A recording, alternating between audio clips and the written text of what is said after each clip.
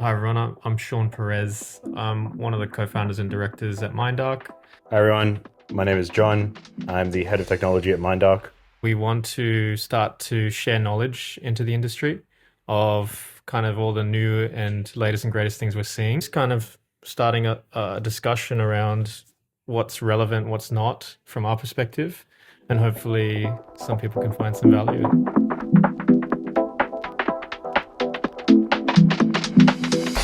So for today, I guess one of the hot topics is around AI Yeah, and innovation. John, from your perspective, what kind of journey have we gone on in terms of innovation at MindArc, and where do you think we're still going to be going in maybe the next 6 to 12 months? innovation at MindArc. So I guess for us, we're trying to explore how we can use it to our advantage, not just using it through prompts, but also using it to build software for us, I guess. Like something that we do and every other agency probably does as well is have like software that they've used. So like Atlassian, Jira, right? Like it's Yeah, something that every person uses, and we have so many clients who use it from our side. We have our internal staff use it, and it's not purpose built for agencies. So mm, for us, I guess that's something that we're looking towards fixing up, sort of the processes there and how agencies do things, trying to make software do things for them yeah, when it's not made for it. yeah. You have a very interesting concept that you've said internally to a few of the team members around build, buy, or borrow. Yeah. Could you explain like what those mentalities mean? Yeah. So there's a lot of speculation that AI can just prompt its way through, but I think that's one part. The other part that I've kind of led on is you have build, buy, or borrow, and it's sort of you don't want to you don't want to keep renting software anymore. You don't want to just buy a piece of software anymore. It's kind of becoming irrelevant to do that when you know that you could just build it again, purpose built, and it would cost you much less to do that, and it would be like all Better fit for it's purpose. better fit for purpose. Like, yeah, so if you're going to go down that route of, yeah, build, buy, or borrow, it's like we would definitely always choose build now, Yeah. like, especially if we have all the in-house expertise to do so. So basically, for IT software procurement, if you're buying, you're effectively purchasing the software and owning it. Yeah, If you're borrowing, you're renting a the license, a subscription. subscription. Yeah, And if you're building, it's you're investing time to build it for yourself, mm, but there's no ongoing costs besides infrastructure, infrastructure. Yeah, basically. So it's much more economical. yeah, you're paying a premium for something that may or may not work. Maybe 40% of the product might work, but then, Or it's vertically general and it's not yeah, specific to e-commerce agency, like what we've discovered when we've gone from Atlassian Jira to ClickUp back to Jira. yeah, We couldn't find any software that could do um, billable hours forecasting very well, yeah, so we had to build that. yeah, exactly. Yeah, Like putting that internally is something that, yeah, that's going to be a big thing that we try and do and achieve with any tool or service that we're kind of signed on to right now. yeah. It's like, how do we do it the way that MindDuck does it? And I think that's reflecting in the speculation in market as well, right? In terms of the public share market, where businesses like Atlassian are being um, effectively, their stock value is being affected negatively because people are predicting that Yeah, the build is going to be some great revolution where everyone's going to be building now. yeah, it's sort of, I would say people are realizing that if you can just build it via AI, then you would take that path. Like, especially if you may be using one bit, oh, not 1%, but you're using like 10% of the platform's capability and you're paying this huge price for it per seat. Yeah. It's like people only want to use what they want to use. They don't need the whole product. And yeah, so just, yeah, to your point, speculation on that. Yeah, So investors people, are selling off in public SaaS software to say people are going to start building their own version of that SaaS software for their vertical. yeah, or other people like microservices might spawn up and do that 10% and cost a fraction of the price. Yeah. It's like one or the other thing, right? Yeah. Like, yeah, And I guess that opens another topic of interest, which is those investors are being spooked because people are effectively spawning mass amounts of vibe coding. Yeah. And can you explain like what vibe coding is for the audience? Vibe coding. Okay. So imagine Michaela. Imagine Michaela. Yeah. I don't know.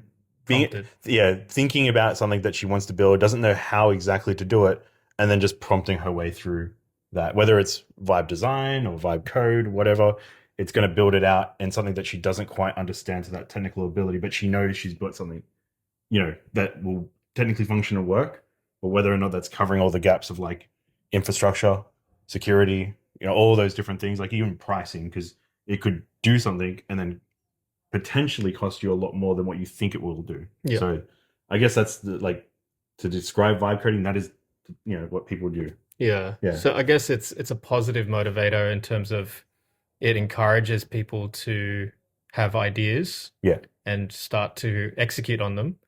But if you don't have that deep subject matter, you don't know what you don't know. Exactly. So therefore, you might have missed a key security feature, like around database encryption. Yeah. And you only find that out when your software gets hacked Yeah. later on. Pretty much. And like a good one that's come out a lot more, well, it happened early on and it's still coming up even today. That's like people are vibe coding, then they forget that it just put a security key, public client facing, into their website, and then all of a sudden they're getting a huge bill on the API key that they just had. Like a good example of that is like Gemini's API Studio, AI Studio key. And it's like that gets embedded anywhere onto the website. Someone scrapes that website, finds the common identifier, which is like ALZ, whatever it is, and then goes, "Oh, I found someone's key. I'm going to go abuse that key." And all of a sudden they've got racked up like $90,000 worth of API cost. Yeah. That they can't reverse. Like that's a real risk in security to like that's what people are like, I guess, skeptical about. Yeah, it's interesting. Like you talk about the scraping side of things. Like we've got a we've got a real world use case at the moment with a retailer that's having their products scraped and resold with a margin on eBay. And then when an order is made on the eBay marketplace, they have another agent that places the order back on the Shopify site and drop ships it to the customer. Like, that's like a crazy drop shipping So it's an tactic. automated margin business model where they don't do anything except be the middleman. Yeah. And it's actually working. So obviously highly unethical against intellectual property, but the power to do that, I feel it's a slippery slope to allow AI onto your infrastructure and intellectual, like your intellectual property, basically your website, to be discovered. But what people do with that can also be used for a negative purpose. Yeah, it's crazy. I actually never thought about it in that way. Like someone actually doing that is pretty wild. I thought it was very impressive, and they're making money. I think they're only marking up by like less 5-10%. Yeah, 5-10%, and they pass through the shipping, but that's just free money for them. Yeah. Wow, that is good and bad because I mean, like, go back to the security thing. That means that person actually put their credentials into a bot, technically, to do the purchasing. Well, that's a whole different issue, I guess. They have a rotating set of emails and cards that they use, but they're still getting the money from the eBay channel. Yeah. As long as it's drop shipped. That's crazy. Excuse me. But I guess that kind of one of the topics that we like to talk about, or I like to talk about, is around AI offense and AI defense. Yeah. It kind of opens up a new stream of opportunities. Do you want to explain that? Well, I guess AI defense is trying to block people scraping your intellectual property. And AI offense is trying to scrape competitive information for your strategy and benefit. And this is prevalent in industries like automotive, for example, where that data that you need to get is either too costly or malformed or not, or it just doesn't exist. So where do you have to go to get it? Probably your competitors. But if you go to get it from your competitors, if you block AI scraping, you technically block AI discoverability as well. So it's a very interesting time at the moment Yeah. to keep What do you yourself do with open bots? for discovery. But what if people are using that for negative purposes? Yeah. Going back to your, actually, I just got a thought on the previous thing you said before with the bot that was scraping and then making it. The downside to that, I mean, the downside to that is the brand, right? The brand, the reputation. But is there I actually a mean, downside because well, the they're brand makes the technically money. they're making the money still, right? Yeah. They're making the sale. Someone makes 10%. It's almost a scalping mentality, but It's exactly the scalping mentality. yeah, It's like when people used to buy the Yeezys and resell them. yeah. Um, People still don't with Pokemon cards. yeah, But yeah, it's not it's not that much of a detriment, right? Like I find it, yeah, it's unethical, yeah, because you are technically taking someone's brand and creating, you know what I mean? Like you're creating an order off the back of that. You're not really making creating a business out of off the back of that when someone could have paid for that for cheaper, I yeah. I guess. think it's like when you kind of open up a pack of noodles and it says individual pack and not available for resale. It's I don't know. That's what came to my mind, but it's yeah. I think they want to control the brand experience. Yeah, true. They have to handle any kind of customer service or issues, Mm, and like it's just proving there's a market for it for them. So why don't they go on eBay? true. That's the strategy that I kind of was saying to them was, hey, they're just proving a market for you. Now go compete with them and knock them out because you're cheaper. Yeah, true, true. Yeah, it would actually just squash it all. Just go into another marketplace. Yeah. Yeah. But yeah, in terms of kind of what people need, that sort of AI offense and defense, I feel like that's something that from a business strategy perspective, they need to think about what signals should they be listening to in the market. Is there any sources of data that isn't the floodgate of slop that is like LinkedIn, or like are there verifiable sources that you listen to or watch that really helps get AI Cut news to through, you? yeah, Yeah, cut through all yeah, the craziness that's going on. or the fear mongering. Yeah. Yeah, I like it's actually a funny one that I keep thinking about right now. It's just like it's like LinkedIn leadership where everything is just like really AI just dumped into the LinkedIn space or dumped into the Facebook space, and everyone's just getting pummeled with the same AI repetitive kind of prompted response and output. I I don't know. I kind of don't like reading my news from them. I like reading it from people who've tried it Hmm. or people who've tested it and then showing like actual like use of it. Because something I've noticed that's very, very common in most of the like the LinkedIn posts that I've seen or any of the the social media posts that you see, and it's always like, here's GPT is now going to take over finance, and here's a million ways it can do it, and then they dump this massive article that looks like it's read about 50 paragraphs. No one really reads it. They just skip right to the end, and I've kind of skimmed through it, and it's usually most of the time just fluff. It's just there to hype you up and make you think that something's going on. Here's a massive post as to why. You won't really read it, and then there's no real clear use case to it all. Like no one's proven it out, and it's been one day. So usually I just don't I don't listen to half of it. I wait until someone's actually fully tested it, shown a real use case. Most of the time you'll see something from the back of like open source or GitHub. They come out and they show how this could be adapted with this, or you'll see some article and some person showing like their actual workflows. Or I just test it myself. Like I think that's a good one, to be honest. So you basically are saying people that show a demonstratable uh, proof of concept or experiment on YouTube or a screen share Yeah, is exactly. is a lot more insightful than like a fear mongering post that says comment to get this prompt or this Yeah, guide. here's the 5 best top prompts you should use today. Yeah, Like, how many times I've seen that, and it's just always like the next day, there's always another top 5 prompts that I've got to look at. The other thing is, most of the time when they do show a screenshot in those posts, it's something that's just GPT'd anyway. yeah, Like, I've looked at so many, and I've just been looking at them and I'm going, that doesn't look like someone's actually made that in a day. Like, and if they did, it probably doesn't function well anyway. Like, it would take ages to get something like that. And what do you think their goal is? To essentially clickbait, Clickbait. and views equals dollars. Views equals dollars, clickbait. People who actually will look at it and go, "Oh my god, I need those. That's the thing I'm trying to solve in my life right now." Yep. Click. Yep. And all of a sudden they bought into something that hasn't really been tested or tried, and again, something will come out the next day. Yeah. Like, and that's another thing as well. That's probably another topic in itself. Don't just jump onto the next thing. Yeah. As well, because I feel like, at least from what I've seen, it's like you'll get, I'm trying to think of a really good example for this, but you'll get something that says it can do this, and then in a couple of weeks' time, it's completely flattened out. There's another thing that's out there that's doing something 20 times better. Like, and then by the time you've jumped on that, yeah, you just constantly just learning, relearning, because you have to keep jumping system or jumping thing to do that.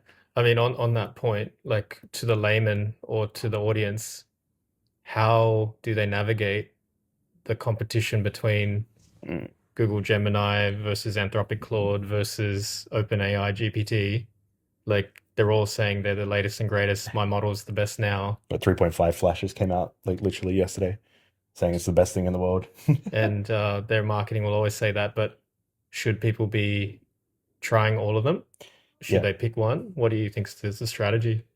Try all of them. Like I'm not stuck on one. Like I think I've said before, I like GPT, then I like Claude, then I like this. Like I don't stick on one. I think try them all. Like every one of them has like a free kind of version of it where you can test the waters and see. Like anti-gravity with Gemini or whatever, you can just download it. I'm pretty sure Gemini just comes on your phones now, and you can just literally start prompting that until you hit the free tier limit. But like I think every one of them has a use case. I think that actually this is the best thing overall. Like you use it for specific things. So you'll have like Gemini for images, or you might do GPT for images, you might do Gemini for web search. Like one's really good at the other. They're not all one's better than every one of them. Yeah. They all have different purposes. Like okay, good one. Claude can't read Claude can't generate images, right? Yeah. And I don't personally think it can do a good job or a good enough job than Gemini when it comes to like web search. Like I find obviously Gemini is Google, but I find that they have a deeper way of getting the data to you in a faster and better way that's more accurate than I've seen with Claude. Yeah. Half the time Claude will just make up things. Not half the time. Sometimes Claude will just make up things. And then GPT is actually not that bad. But every one of them has a different use case. So in order to make that assessment, one would need to sign up to all tools. Yeah. You would also need to potentially run the same prompt on all tools. Yeah. To know what the benchmark is. Yeah, that's a good way to do it. Yeah. And so I think I've talked about it before, but there's tools that can help kind of re-benchmark as models get updated, or you upgrade or downgrade the intelligence of your model. I think there's a tool called PromptFoo that anytime a new model comes out, it runs the same preset of prompts and it checks the output to what the historic log said. Yeah. And it says, okay, there's a deviation here. The intelligence is either gone up or down. And you can kind of assess, okay, that's no longer the best model for mathematics or content writing or image generation. Yeah. I feel like what you're describing is for different use cases, you should have different models in your toolkit to do that use case. Yeah. Try them all. Try different ones. Yeah. Like, don't just stick on Opus because Opus is the best and latest thing, right? Yeah. It's like Sonnet might just do a decent enough job for get you by. It doesn't need the extended and deep thinking and cost you. Actually, cost is another thing we should talk about. Yeah, I was just going to say that. Yeah. I mean, in terms of these different models and different tools, there's a different cost structure across all of them. Yeah. And they're all kind of uniforming now, to be honest. Gemini just uniformed today. Okay. Yeah. So per million tokens, is it? It's based on usage, yeah. It's a usage-based model now, quota-based model. Like before then, it used to be just sort of like what Copilot was or GitHub was. Yeah. Where it was just like you get one premium request. Yeah. And you get a certain amount of premium requests per hour or whatever. I think for the audience, like when they hit a token cap and it says you need to wait until a certain amount of time till it's reset, what does that mean and why do they do that? So what does it mean? I guess it means, you can't prompt anymore. You're stuck. Like, please wait. it's because like they're doing that because they have an overload of their servers. Right. I guess that's a good way to look at it. Like they're trying to limit everyone's compute usage, and they only have a certain amount and a finite amount of compute that they're allowed to, or they can use, and then they still have their own internal right now that's going on. So, like, what the reasons why those limits are enforced is usually to try and keep it so that they can have a stable service for everyone. And if because you might have one person who just abuses it, Yep. and then takes down the entire system, right? Right. Like a lot of they call it distilling, but a lot of Chinese models actually distill off the frontier smart GPT or Claude models. So they have these limits imposed kind of to protect themselves. Yeah. Interesting. But yeah, from going back to like I guess a cost perspective, like a token usage cost perspective, it's like you want to make sure that like I guess how to avoid it. You want to make sure that when you're actually you're prompting and that you're using the models that are relevant to you. Like again, that same thing I was saying before with Opus, it's like you could use Opus, but Sonnet might just do a decent enough job and not burst through your tokens. Yep. You'll get more out of Sonnet potentially if you're just doing very simple things. Yep. Than you would have if you just used Opus 24/7. I feel like there's a gap in to be able to track as a session is happening how much it's costing you. Like if you could see that in real time, Yeah. they might be a bit scared. Like I had a client the other day say, I'm generating a report out of Shopify. And I said, are you using the Shopify MCP connector, the Model Context Protocol? And she said, no, I'm using the Claude and Chrome browser. And I said, Yeah, how much is that costing you? Because you're screenshotting every page on the report, downloading it, turning it into text, and running mathematical calcs on that. yeah, That's like 5 steps instead of 1. that's heavy.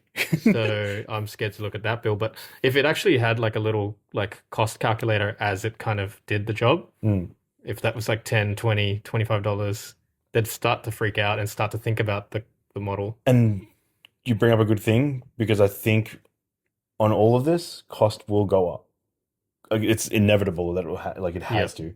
So it's like, yeah, what people think and perceive right now, like, hey, yeah, I can just screenshot this entire website. It's a false economy. It's a false economy. It's yeah, you can do it now, but in maybe a couple of weeks' time when they change the way that tokens are done or they change the pricing model again, and like they keep doing it over and over, it's just like that same thing might like what maybe it cost them like let's just say they cost $20 to do that. Yeah, it might cost them 100 next time. Yeah, I guess what you're saying is time is of the essence to start experimenting to know how to use these tools to interact while it's still cheap. Yes, and that's what let's go back to build, buy, borrow. It's like everything's cheap now. I might as well try and make the most advantage out of using it. Might as well build as much as you can. Build as much as you can because it'll offset the cost later. If you can build it to do 60%, it is a skill or yeah, that's a different one. But it's a skill or as a piece of software that runs on your computer and it does 60% of the work. Yeah. And the other remaining 40%, you've just offset 60% of your costs. Yeah. You don't have to do that over and over again. You just let your computer do it. Yeah. Yeah. That is good cost optimization, but that will only be relevant now. Later down the track, it might not be. And like, I guess you could look at the thing going like this, where it's like, yeah, it's getting smarter. Yeah. The models are getting smarter, so it's able to do more capable things. But in order to do that, it's costing a lot more. So it's like you're just balancing out cost and smartness until cost and smartness will just be the price tag that's going to be something that you can't really afford. Yep. Yeah. I guess that's a good way to look at it. Yeah. Fascinating. Yeah. Like a lot of the platforms are actually implementing AI in some way, shape or form. Like if you're not adopting them or trying them, it's going to be at your disadvantage. Like they're offering it now, while again, it could be, it could actually make your processes or current workflows a lot more efficient to just use them. It might not do, again, same thing I mentioned before about just build, buy, or borrow. It's like those platforms might only give you like 30% of it, not the full suite of what you need. So it's like you could see how it does it and then adapt it to something you might go, well, it would be nice if it could just do this other part. And then you start to look at how you could kind of make your agencies or make your websites look at how to optimize it and build something specific to that. That works well for their business. That's why I said my answer is a little bit like try it, see what works, and then build something that's more in tune with what you want for a business. But I think for a lot of people, in order to get to the build stage, there's going to be code that's being generated. Hmm. If they don't have the technical I'm expertise. not saying that's why I said they should come to someone like us Yeah, fair enough. or an agency. You know? Yeah. Yeah. Coupon code. Let's call out to the sponsors. MindArc, 10% off. No, but yeah, that's right. I think in terms of people saying that, I mean, another good example is someone approached me and said, I've vibe coded a Shopify app. Mm. And I think you're across this one, and they want us to code review it and help them submit it for public marketplace on Shopify. Well, obviously, anyone can come up with an app idea, and the queue is clogged with Shopify at the moment. Like it is 10,000 apps in the queue. Yeah, it's crazy right now. But yeah, I think the ambition of can I build an app that works for me is like maybe achievable, but can I build a public SaaS system that is scalable to hundreds and thousands of retailers? That's a totally different kettle of fish, right? Yeah, that's way different. Yeah. But I mean, like getting the starting basis of it, yeah, possible. And Toby from Shopify, when we went to the Toronto.dev conference a couple of years ago, he said it's very easy to build bespoke software. It's harder to build general. It's effing hard to build generic software. Yeah. So yeah, I think the build motivation or attaining the ability to build, you kind of have to have someone that's developer focused to help you. Yeah. Otherwise, you're going to get to a point where it won't scale. Well, that's what I meant before, right? It's like you're going to get most of it there, then you're going to need the technical know-how to do the review. The review of things, and but getting that idea off the ground is the first legs of it. Yeah. Like you just need to think about what it is that you want, start to build it out, and then take it to someone who actually can take it even further for you. Yeah, I guess the threshold of risk, like what Claude is really focusing on is step one is creative content writing, creating reports, creating presentations. That's kind of like the baseline when you go through the Anthropic Claude Academy. It's like how to create a presentation in PowerPoint. Yeah. That's a very simple thing. And yeah, I can see how there's a lower threshold of risk of that going wrong. So yeah, I think people can start with some small activities that they do repetitively, get that time back in their week.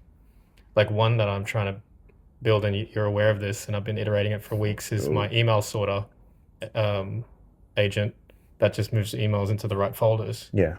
Unsubscribes marketing spam and unfs my inbox of 400,000 unreads. But yeah, like that. Sure, half the world wants that right now. Everyone wants that, right? Like, like unless you're a machine like Matt that sorts every email manually, like how can people go through hundreds of emails a day? Or maybe it's just me. I don't know. But well, you're not the only person. There's probably, like I said, there's probably thousands of people out there who just don't know even where to start with it all. Yeah. Might have an inbox that's just clogged, and you're just like, do you remember back in the day, Cam manually sorted my inbox?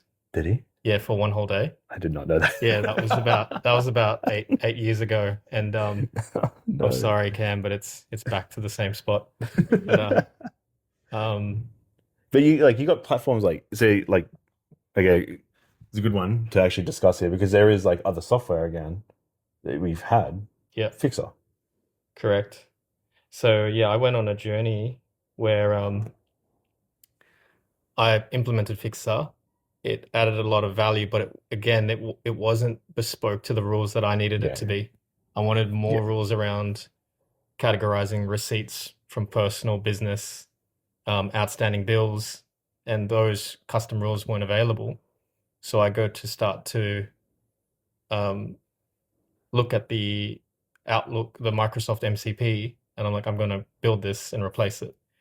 2 weeks later, I'm still going because the Outlook MCP only has read-only access. So it's really fascinating that the ambition of what people think that can be easily replicatable, when the code hits the road, it's a totally different scenario. Yeah. And you're building private Microsoft apps with API keys and permissions, which is not scalable. And then you're kind of working out the business logic and refining it. Yeah. You're running dry runs on thousands of emails at a time. When it goes wrong, you got to resort them.